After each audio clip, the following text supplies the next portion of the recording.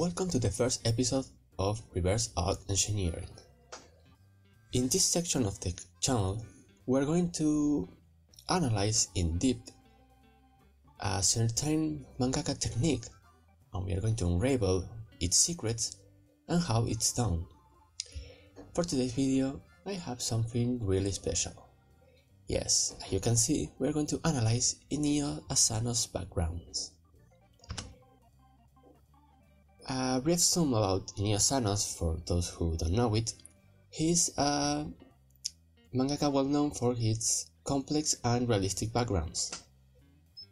Those backgrounds are achieved with the manipulation of photographs. Despite the fact there are 100 or 1,000 tutorials on YouTube, none of them actually achieved the real Asano style. I mean, I feel like it has something else. It's not just adjusting trees hole and that kind of stuff that appears in these tutorials. So let's see what we can find and let's try to guess what is his secret.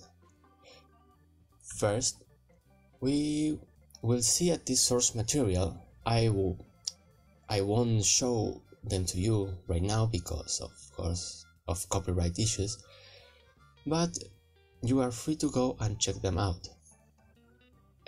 First, I found a documentary called Urusawa Naoki no Manben, where Asano talks about this matter, about how he does the backgrounds, but he doesn't really make an emphasis on the technique.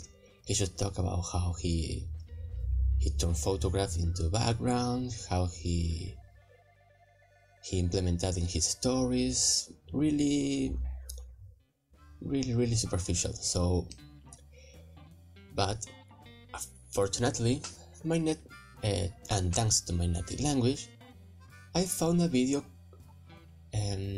where Asano does a masterclass in Barcelona, where he's explaining this exact matter.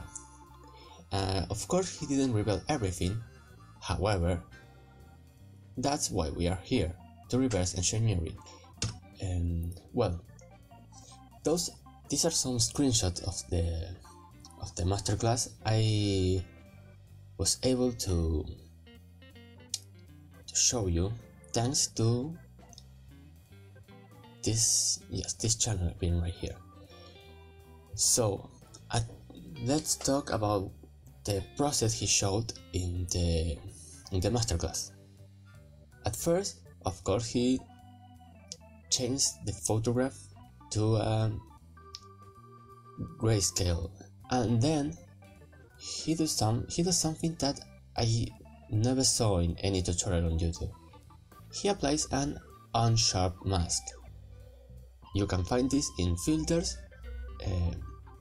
sharpness, I think it is, and at the bottom of this window. And what he does is he applies a lot of it. Like we have here are some parameters that I could extract from here, and what he does is modifies this one, the quantity, depending on the photograph. In this specific one, he enters 500%. So, and the threshold is 0, yes. Then, yes, he does this. What is this? Well, if you look at the image window in Photoshop, you may see in adjustment, you will see there is an adjustment called threshold. This is what he uses. It turns everything into black and white. And of course the quantity depends on the photograph. We will talk about it later. And yes, he duplicates the layer before doing this, and then applies to the duplicate another threshold, but with a lot more of this value. So that these shadows that right here expand and cover a lot more, and he does that so he could apply this handmade screen tone. He has a file that has a lot of those handmade screen tones. Some of them are vertical, other horizontal, sorry, and others are curves like this, and well, that's part of his style, right? And what he does is with the second layer, the duplicated one that has bigger shadows, he used that as a mask. So he selects those huge shadows and applies this right to it. So yes, that's what he showed to us in that masterclass. That's almost all of it. But there is a problem, and you will see it right now. Yes, that. When I tried at first, I encountered that problem. So I realized that how you take the photograph, the contrast and the color of the photograph are the most important thing of the process, because it's easy to do the adjustments required to achieve that manga style. If the photograph is bad, then you will never get it. So here are some photographs I took after encountering this problem. So I took some of them with low contrast, like those two, and one with high contrast, like this one. And I also made a handmade screen tone to achieve the same style. So let's see what I got at first. I used a really a high contrast image, and I encountered this. What are the problems of the photograph? At first, we cannot see any black areas that characterize the style of Inio Asano. You may see right here. You'll see all these black areas right here, right here, right here, right here, but all over the place. So I committed that error, and yes, I didn't let any black areas to appear. And as you can see, I used the same mask technique to apply the handmade screen tone, but this doesn't look really well. And of course, some lines aren't showing, like this one or this one, and here's a lamp and it's not showing, of course. So we need to make some adjustment. So I tried with a low contrast photograph, and I achieved this result. Looks better, yes. And I have some screen tone here. The lamp is visible, but I really kind of don't like this right here. It's too noisy, too busy. So I added some lines, but they are added by hand. I draw this line, I draw this line. I think I draw some of this, but I don't remember right now. Yes, this line right here, I draw this. But it looks a lot better, yes, sure. So I added some screen tones, like a sky right here. Here I darkened this a little bit. Right here I darkened this also a little bit. I added this, the odd engineer right there. And well, looks looks fine, but not great. So I tried again all the same steps with the high contrast one. As you may notice, the high contrast between the white of the wall and the dark of the shadow makes this kind of effect. These lines aren't made by me, these lines were made by Photoshop.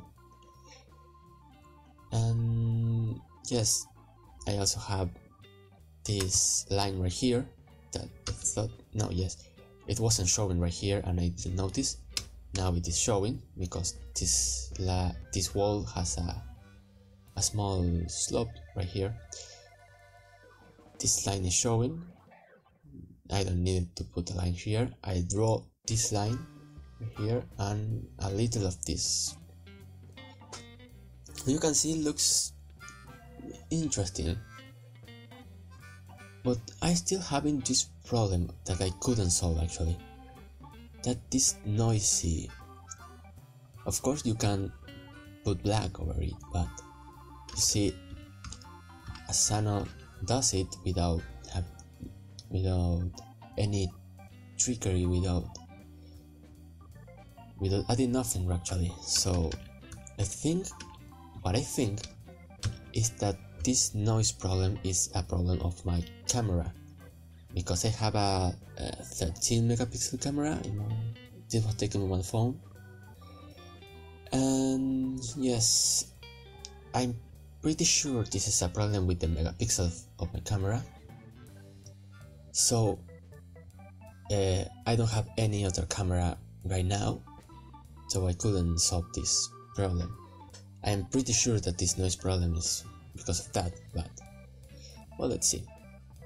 Okay, so thanks to the other layer, the mask layer, I applied the handmade screen tone, and I also applied a screen tone sky, and then I darkened all of this a little by applying a screen tone. You see, just a little, almost nothing, to make it look not so white, not so pure white. But yes, so this is why I achieved with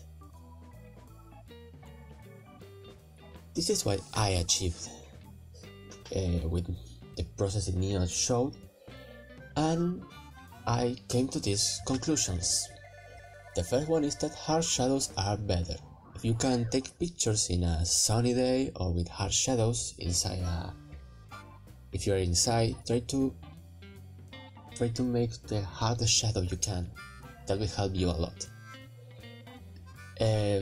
About the problem that I showed you at first, try to have low contrast between background and foreground. I mean, if you are taking a photograph of a statue, don't try not to have a black wall behind you, right? Because it will look bad. Try to have everything the lightest you can. So black, I know, gray, white, no more than that. That's a problem here in Argentina because our houses are really colorful. You wouldn't believe how colorful our houses outside. I have my neighbors, that have a red house, and that's on the other side we have a fluorescent green house. It's crazy. So it's really a problem here in Argentina. But I saw in Japan it's pretty common to have white houses, gray houses, but no more than that, right? So try to have the lowest contrast in color, but the highest contrast in shadows. When you're applying the threshold effect, leave some black. It's important to leave some black, like Inio does right here and right here. Just a little, like these places, the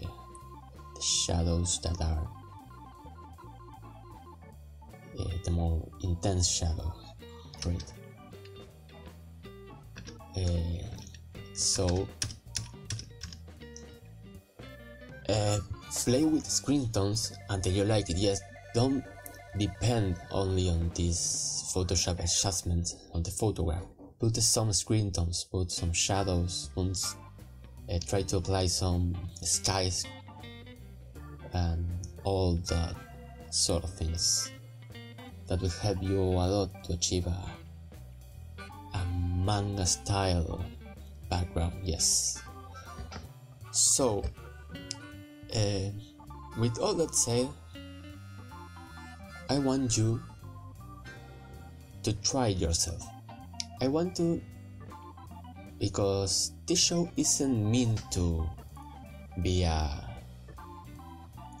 final statement where I say this is how it is done and we are out. I want you to collaborate with me. I want you to